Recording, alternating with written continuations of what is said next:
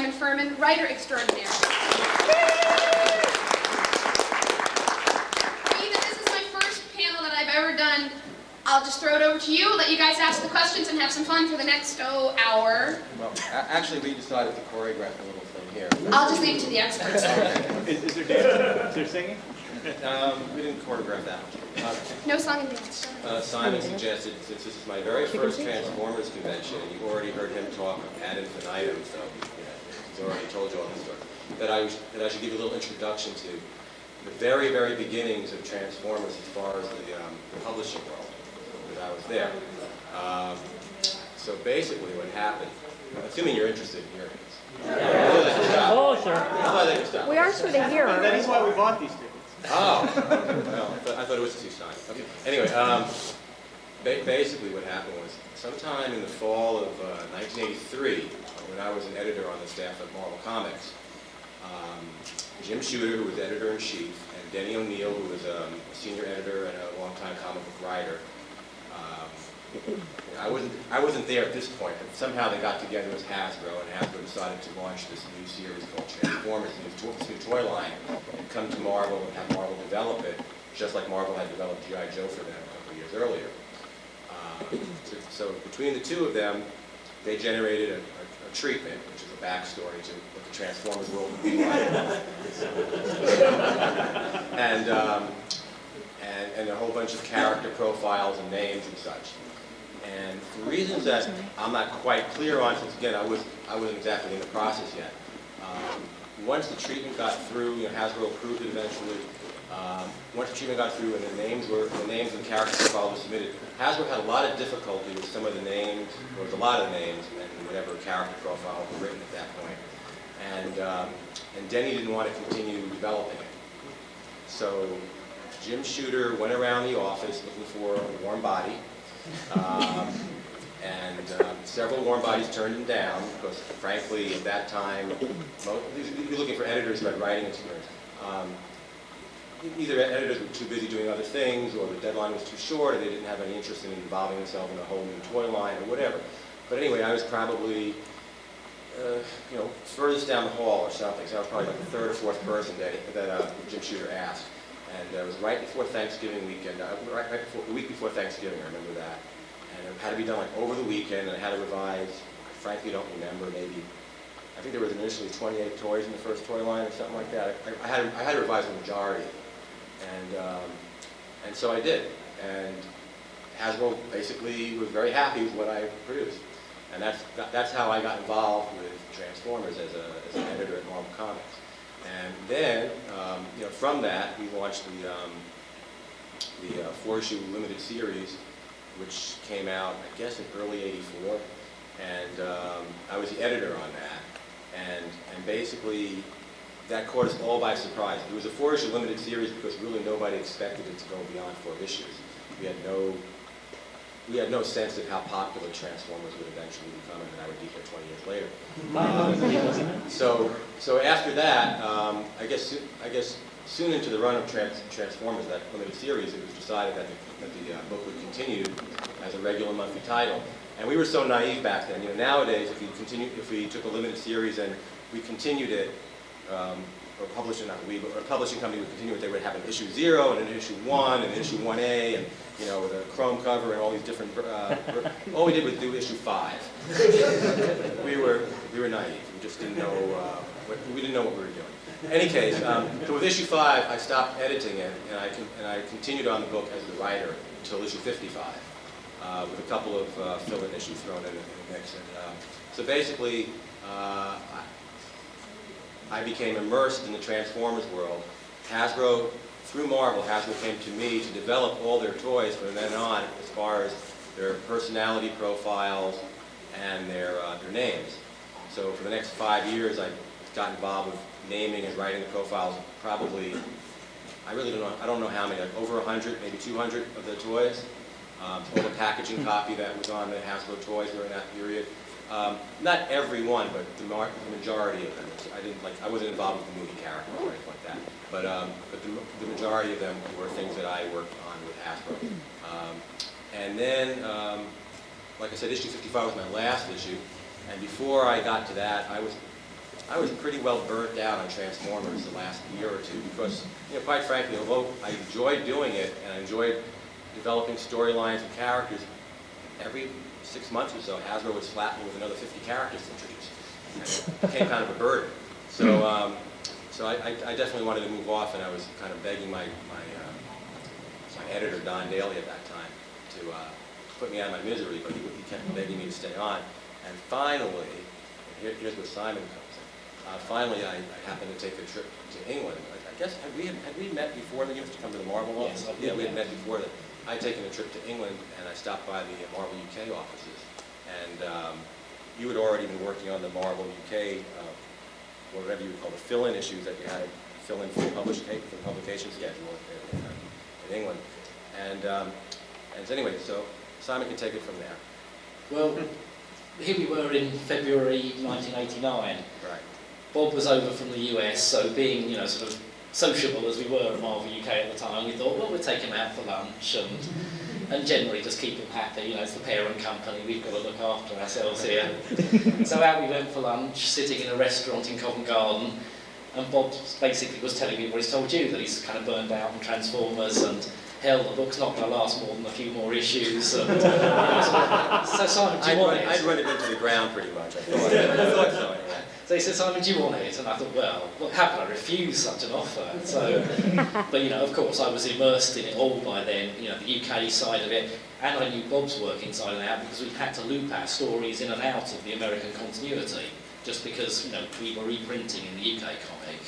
So, I knew all the storylines, I knew exactly where Bob was with things. So, sort of once Bob said, take it, so kind of throwing it at me across the table, I thought, great. I just want to say, I hope you picked up the tab for that lunch. Marvel UK probably did. So, that was where I picked it up from there. I don't even know whether Don was involved in the process of changing writers, really. Well, as an editor, Don wasn't really involved. He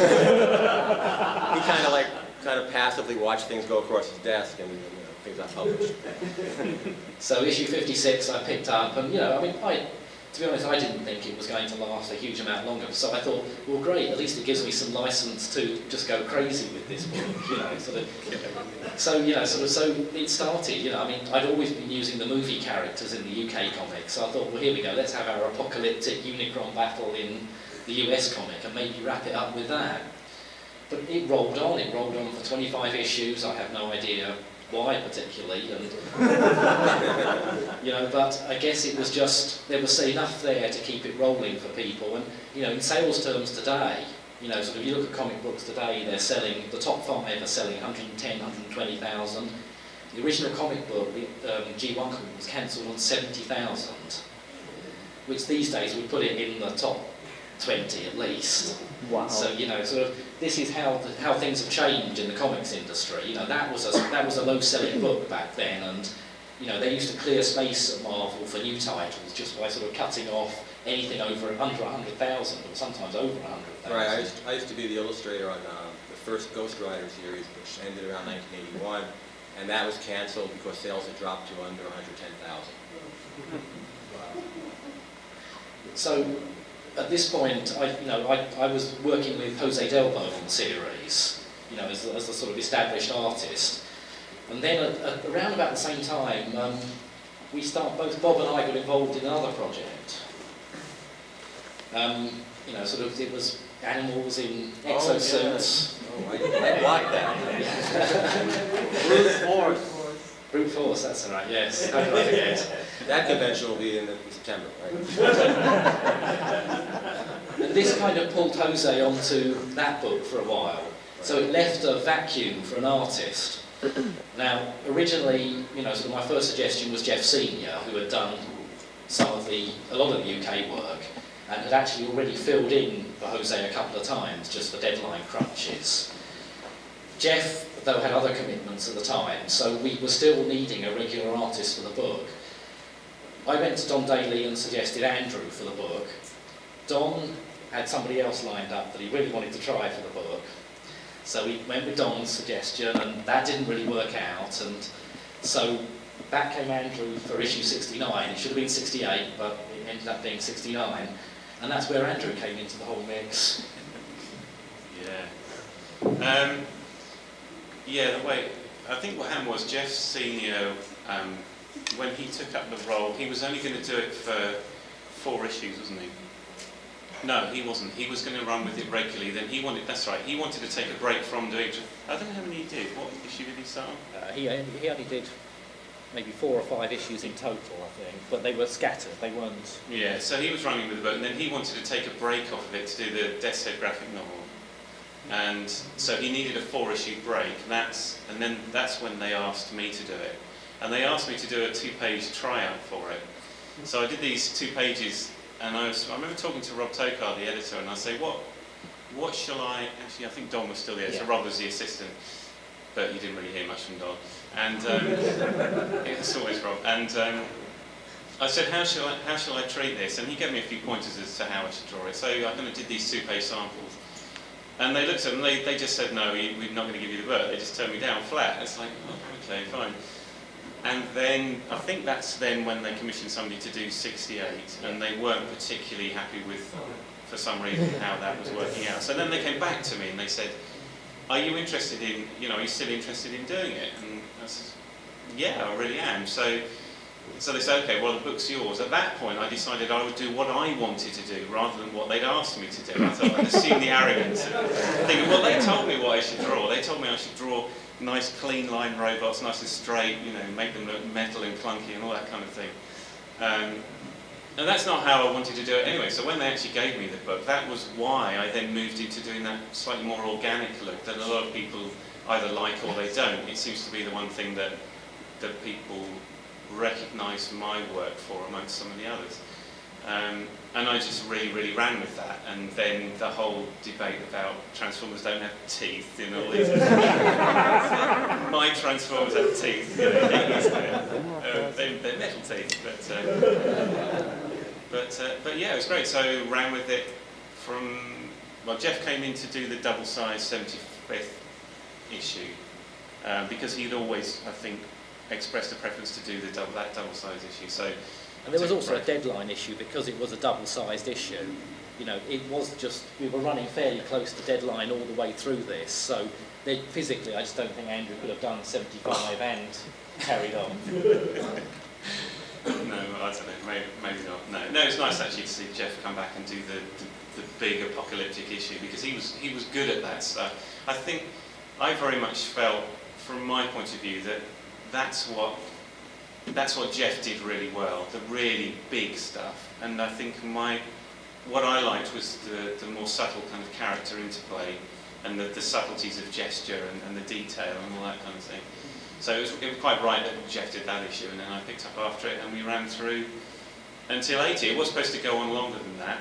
We'd already pretty much decided where it was going, and then suddenly we had to really put the foot on the gas because they wanted everything that Simon was going to do wrapped up in like one issue. So it became a bit compact, the last issue. But yeah, there we go. Anything you want to add to that? No. If anybody wants now just to ask questions, we're open for all questions, but if we can keep them more G1, original G1 based, because I'll be there to answer Dreamwave questions this afternoon and around, so if we can keep it G1 specific, Marvel. Where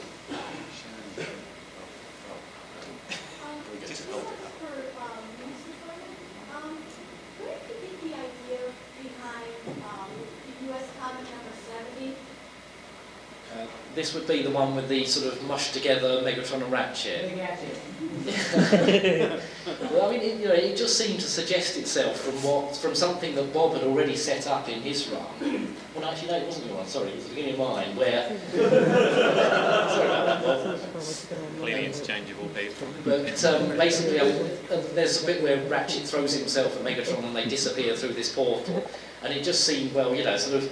It just threw open this sort of Frankenstein's monster option for a story of, because the trouble is we had brought back Megatron already, and it was like, well, how do we bring back Megatron again, and it's dramatic, and it's this, so, it made it sense just to try and do it in a very different way. And once sort of Andrew got hold of it and did, because it was fine to write this, it was absolutely wonderful to write the script. They're kind of mushed together, and there's maybe a leg sticking out here because they still had to kind of ambulate on 2 legs, and so it was fine to write. And then I sort of just threw it to Andrew like, I don't know what to say. and just go, you figure it out. So, Where's the reference for this then, Simon? There isn't any, yeah. do you want to add to that? Yeah, that was a lot of fun actually to do that right at the very beginning, because I mean it's really good, as with most comics, you work from reference. They're all previous established characters, and Transformers is very much that, and you would have all the previous issues to look at for visual reference, plus some of the model sheets from the animated movie, whatever. There was lots and lots of reference, but to have, although they were two established characters, to right from the word go, to be able to put something together that was kind of mine, was great to initially make a stamp on it. And the thing that I think even Rob was surprised at was the level at which I tried to maintain the continuity on that thing. And that pretty much, I set my own benchmark by doing that. So when the Megarach character was established, and then there's some kind of fight scene, isn't there, where he slams them all against the wall, and it's like, bits are going to fall off here, aren't they? Yeah, so I make bits fall off, and it's like, I've got to remember which bits have fallen off.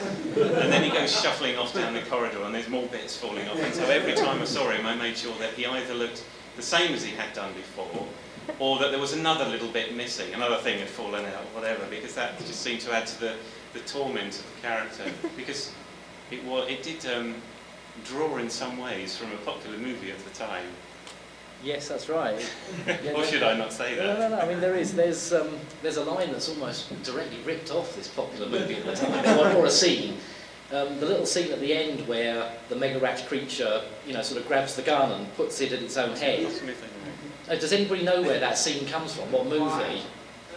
Yes, Yeah. the remake, the Cronenberg remake of The Fly, is basically where I stole that scene wholesale. So there you go. There's the confession for the panel. Any other questions? Go ahead, directly. Question for Bob. I know it's been 20 years back, but can you give us an idea of what you did to look at a toy, come up with a name, come up with the backstory of that, and little spec cards and whatnot? Because that's what made Transformers different than a lot of other toy lines. These robots was that storyline that came with the toy. I'm just wondering where you came up with those things. Well, I pulled names from everywhere. I looked at it. Okay, I brought some samples. Hold on a second. I thought somebody might ask a question. I never throw anything out, which, much to the chagrin of my wife. And anyway, we would get, well, I think in the early days, I don't even know if we got this, we just got the toys, but we'd get model sheets from Hasbro, like with something like this. And it would show the toy very simply, like it's either Headmasters perhaps. It would show them very simply, like what they look like in their various forms. So I would get an idea of what they did, and then from that I would look for some words that sort of had some connotation connecting to, whether it was a car or a flying vehicle or an undersea vehicle or a dinosaur or something. And I guess I just had a facility with putting some words together. So I would come up with names that way. And as far as the profiles, I was in the comic book industry for several years before that. I read comics when I was a kid. I was just able to grab out of the ether ideas of how to make somebody have a character that somebody could build something off of, I suppose. Plus the fact, and this is one time when I was at the Hasbro headquarters, we'd go there frequently to consult with them about Transformers development. One of the people I was dealing with there, I forget who it was, one of the account executives or something, said to me, "Were you ever in the military?" Because I used to throw all this technical military type jargon into the profiles, and he didn't know where I got it from. I have a degree, I have a Bachelor of Science in Civil Engineering, which I've never used, except for that, except for coming up with jargon for the Transformers. So I told him that's probably where I got some of these words from, and I was able to kind of sprinkle it throughout the various profiles I wrote, and I guess give them a certain special feel that fit the Transformers. So there you go. How did you or Hasbro come up with the idea that they were sort of self-aware robots from an alien planet, as opposed to, say, robots they built in? Funny you should say that. Funny you should say that. Civil war rages on the planet Cybertron. Destruction is catastrophic and widespread, and yet no life is lost. None at least. I implied for the inhabitants of Cybertron are all machines. There is no life on Cybertron save for mechanical electronic creatures. Now, I didn't write that. Jim Shooter wrote that, former editor-in-chief of Marvel Comics. This is the actual treatment that was approved that I was handed back in 1983 to base whatever I wrote off of. And I don't know what Hasbro gave Jim Shooter in their initial conversations, what they said, like these have to be living robots and they have to come from another planet. Really don't know that. I do know that he put it all together in this, and so basically everything that's come afterward descends from this document here. So the armed guards will have to sort me out. Right in the back. Yeah.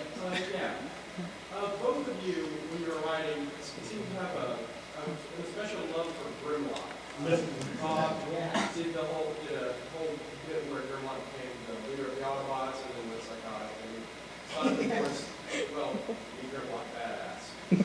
So, what is it about the Grimlock character that you each find so compelling? Because it seems like as writers, you have a special love for that character. Okay, well, I mean, actually, I've got a question for Bob after this. I want to know whether he came up with Grimlock's character. I assume so. Yeah, I did. You know, I just remembered, it's kind of a vague memory, but the Dinobots were being introduced. I wanted to bring him into the book in a big way. Grimlock was definitely the leader of the Dinobots. I gave him a big role, and I may have gone a little bit too far over the edge where he was so inhumane. You know, I might have been playing with that idea a little too much when I look back at those issues, but you know, I guess sometimes, I think Simon might agree with this, when you're a writer and you come up with an initial story, an initial characterization and bringing in a character in a major way, it sort of takes a life of its own. It kind of like leads you down paths you don't expect. So perhaps in that case, I think with Grimlock, he probably went on and he had more presence than I initially anticipated. I mean, I think it's that whole story that nobody really created Daffy Duck, you know, right, fully realised. He just, you know, he developed. He was just a duck that walked on in one of the Warner Brothers cartoons at one time.